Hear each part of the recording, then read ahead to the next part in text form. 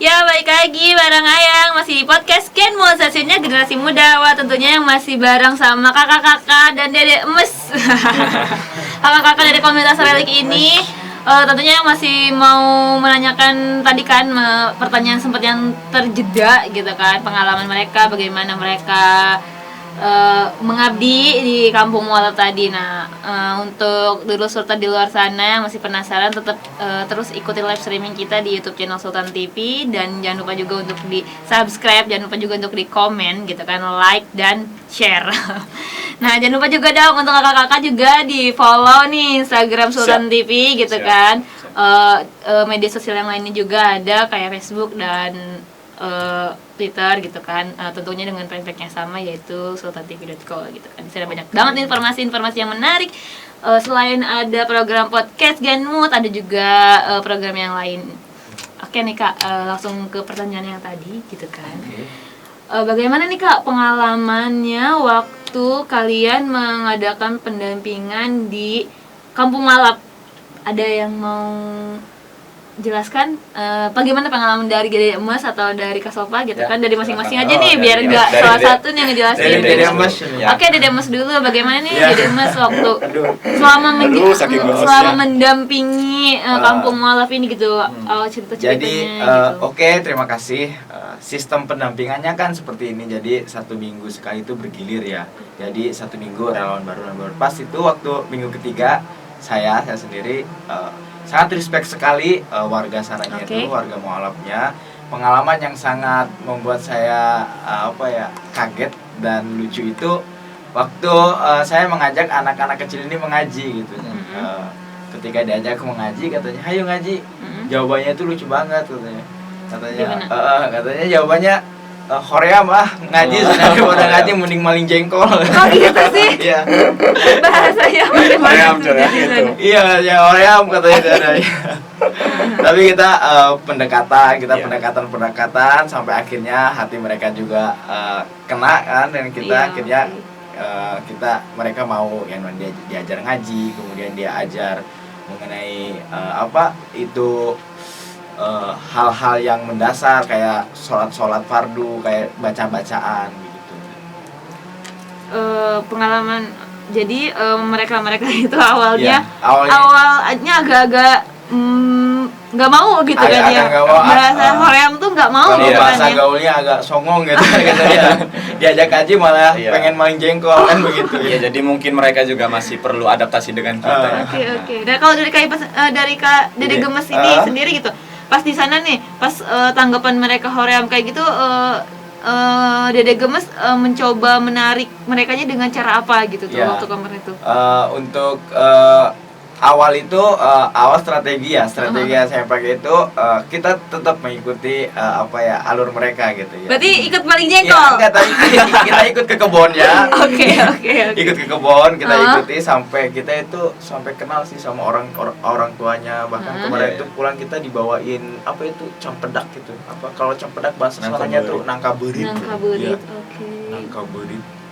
Ya, jadi kita awalnya kita mengikuti alurnya dulu sih ya. Kita tidak melarang, tidak mencegah, kita ikuti dan lama-lama kita tarik sih ya.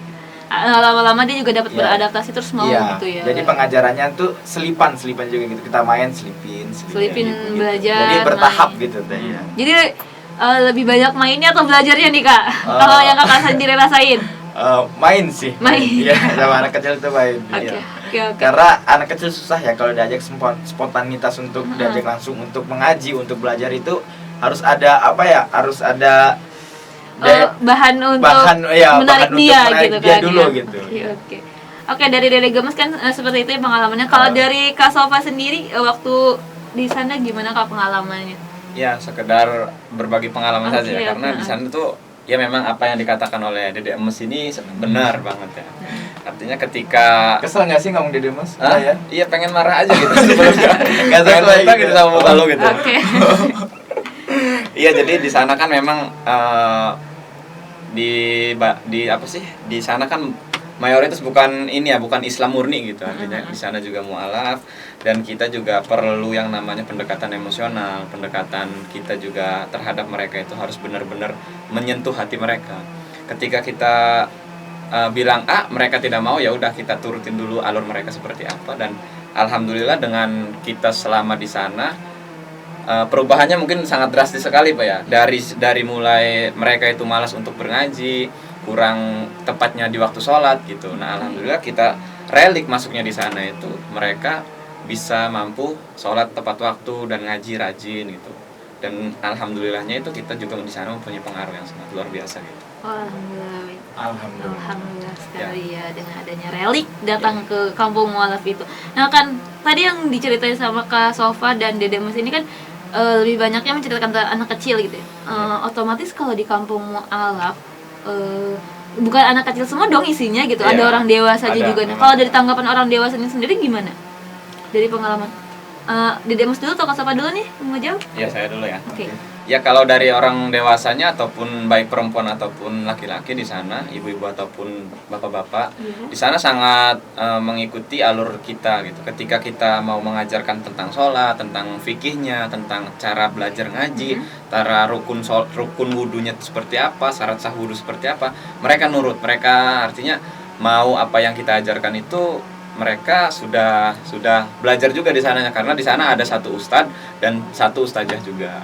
Untuk jadi, belajar sehari-hari. Sebelumnya emang di sana juga ada yang mengajarkan mereka tentang agama Islam ya, betul, selain betul. sebelum kalian datang. Iya, betul sekali. Oke. Nah kalau dari Kak Ipa sendiri gimana tanggapannya jadi, dari orang dewasa itu? Apa ya? Yang dialamin oleh Kak Ipa, ada nggak penolakan kayak misalnya? Ya, jadi tupoksi dari relik sendiri itu di sana tidak hanya sebatas pengajaran mengaji, tidak hanya pendampingan tata cara sholat, wudu itu tidak.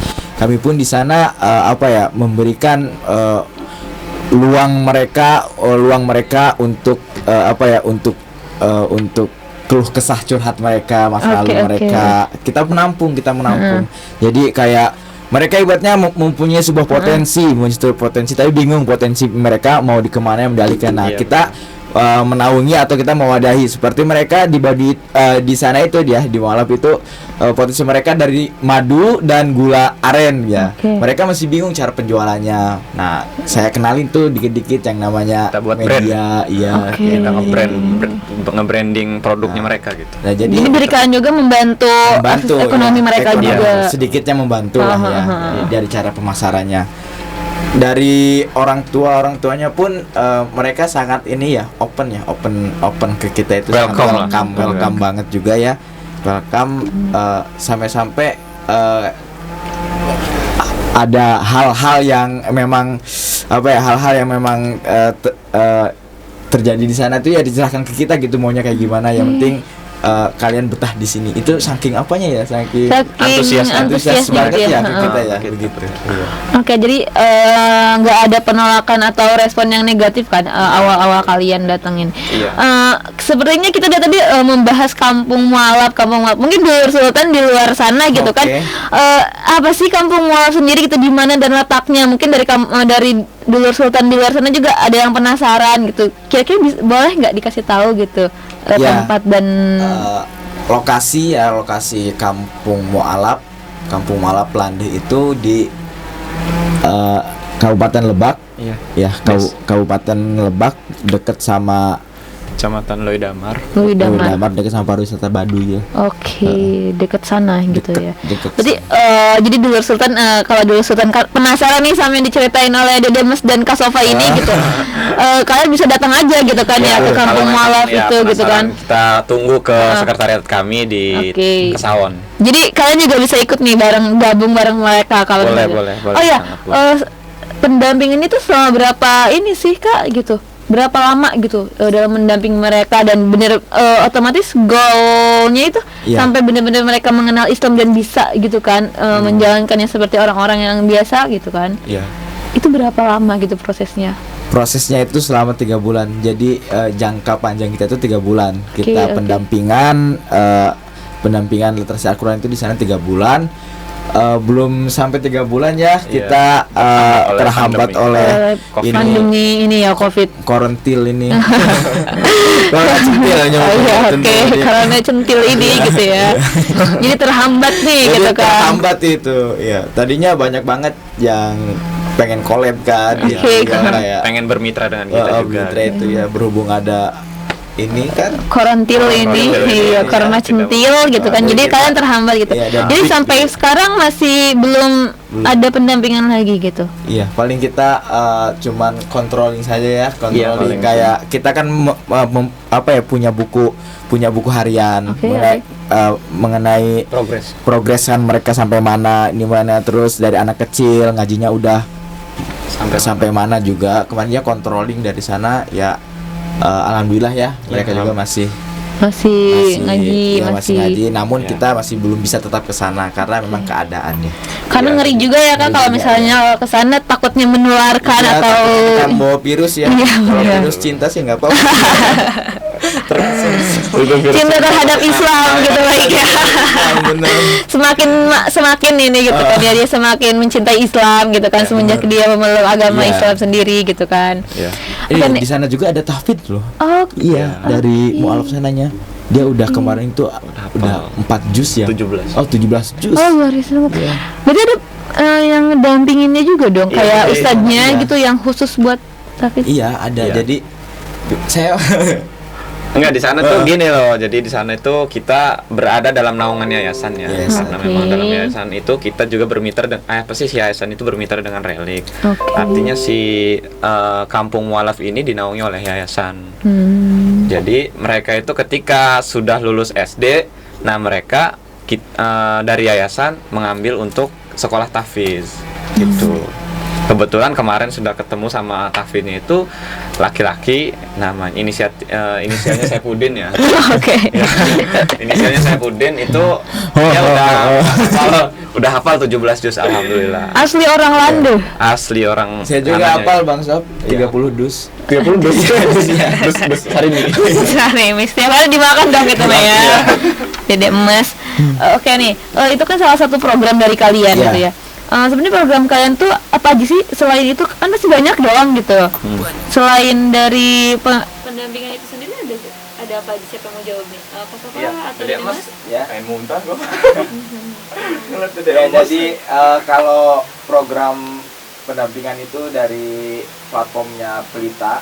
Oke. Ya, platform Pelita. Oke, sebelum ke bahasa itu ada berapa platform nih di Relik sendiri? Kat itu tentang riset aja ya. Oke, tentang riset. riset kemahasiswaan, terus ada Kawis itu kewirausahaan sosial. Oke. Kemudian ada Palasari itu Program lestari lingkungan. lestari lingkungan. Kemudian ada Kalam, Salurjis. Kalam itu apa sendiri? Kalam itu konseling Islam. Oke. Ya, jadi yang sejatinya agama itu kan kita buatnya harus siap ya, menaungi dan memberi motivasi gitu. Jadi Oke. Kalam di sini tugasnya kayak Memotivasi gitu kan, orang-orang orang-orang yang yang- bermasalah tentang kejiwaannya. Ya, jadi tugasnya Kalam di situ. Oke, terus setelah Salurjis. Salurjis, Sahabat penyalur zakat, infak dan sodako. terus ada Sasaka Asuh. Kemudian Sasaka Asuh sendiri? Sasaka Asuh itu Santri dan asuh. santri dan asuh. Santri dan mahasiswa asuh. Oke. Ada lagi? Terakhir Imajinasi. Imajinasi itu apa? Imajinasi itu kayak kalau bahasa di luarnya kayak TBM gitu ya. Oh, kayak taman baca gitu kan. Tapi kalau Oke. di Relik itu imajinasi, jadi rumah yang berimajinasi, yang Iya, berkreatif gitu. Imajinasi. Imajinasi gitu. Jadi imajinasi itu singkatan Rumah dari kreatif. imajinasi. Imajinasi itu Rumah Iya, kreatif. imajinasi. Rumah yang banyak imajinasinya gitu, Nah, berimajinasi seperti itulah, gitu. Oke. Tadi Dede Mas mau menceritakan tentang apa tadi, program ini sendiri masuknya ke platform apa? Program ini masuknya ke platform Pelita. Oke. Pelita. Iya, Pelita. Dan program yang sudah berjalan juga ada dari platform Salurjis, yaitu penyaluran kurban kemarin yang berkolaborasi sama Dompet Duafa. Itu tempatnya di Kasepuhan Karang. Kasepuhan Kasepuhan Karang. Karang, ya. Oke. Sama dua titik. Oh iya, 2 titik. Satu lagi Satunya sama di Bedak Lende. Apa Bang? Lebak Bendey. Lebak Bendey. Bendey. Iya, Lebak Bendey. Di daerah, pokoknya di daerah Banten Selatan semuanya. Banten Selatan, pedalaman. Pedalaman daerah pelosok. Selain itu ada lagi nggak yang sudah terrealisasi gitu program Pelita? Ada kayak ini Food cleaning ya. Iya. bakti sosial Bakti kita sosial. kayak program dari masih Pelita juga, kita mengajar ngaji di Kesawon sana di tempat dekat sekret kita. Jadi Iya. setiap hari orang-orang ngaji ke sana gitu. Iya, kita yang ke sana Oh, gitu. Heeh. dari Jadi kita gabung sama ustadz yang di sana gitu. Ya, Oke. kita gabung, jadi kita ikut mengaji lah gitu rasanya, ikut mengaji bareng. Ikut mengaji atau mendampingi. Heeh. Kan tadi dari banyaknya platform itu ada yang salah satunya kan udah disebutin itu kan masuk ke Pelita gitu Pelita. kan. Kalau yang itu Salurjis. Nah, dari pengalaman Salurjis sendiri itu kemarin gimana Kak? Ada yang bisa berbagi cerita gitu dengan Dulur Sultan gitu pas kalian berbagi zakat gitu ke mereka gitu, perasaan kalian gitu, pengalaman. Ya, kita kemarin yang sudah disebutkan sama Dede Mas tadi ya, kita Nggak juga enak ya? enggak. Nggak.